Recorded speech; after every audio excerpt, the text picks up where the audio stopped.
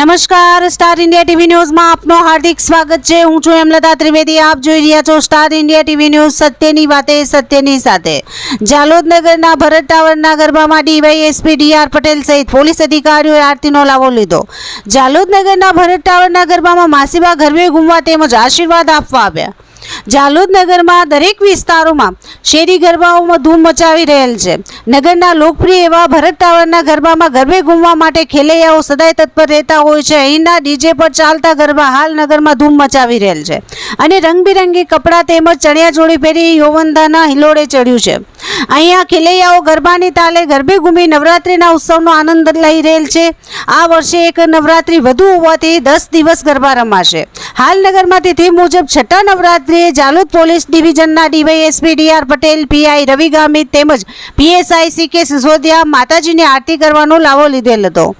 આજના નવરાત્રિ પર્વ નિમિત્તે ગરબે ઘૂમવા તેમજ આશીર્વાદ આપવા માટે માસીબા આવેલ હતા। એક માન્યતા મુજબ માસીબા માતાજીની ભક્તિ કરતા હોય છે તેમજ માસીબા દ્વારા આપવામાં આવેલ આશીર્વાદ ચોક્કસ લોકોને ફળતા હોય છે। માસીબા ભરત ટાવરના ગરબામાં આવતા આયોજક મંડળ દ્વારા તેઓને આવકારવામાં આવ્યા હતા। ત્યારબાદ ગરબા મંડપમાં આવી અંબે માતાજીના આશીર્વાદ લઈ ઉપસ્થિત ગરબે ઘૂમતા ખેલૈયાઓને આશીર્વાદ આપ્યા હતા। માસીબા માતાજીના ગરબે પણ ઘૂમ્યા હતા અને ગરબે ઘૂમી માતાજીના ભક્તિમય ગરબાનો લાવો પણ લીધો હતો। Star India TV news Jhalod reporter Pankajbhai Pandit, જિલ્લા દાહોદ।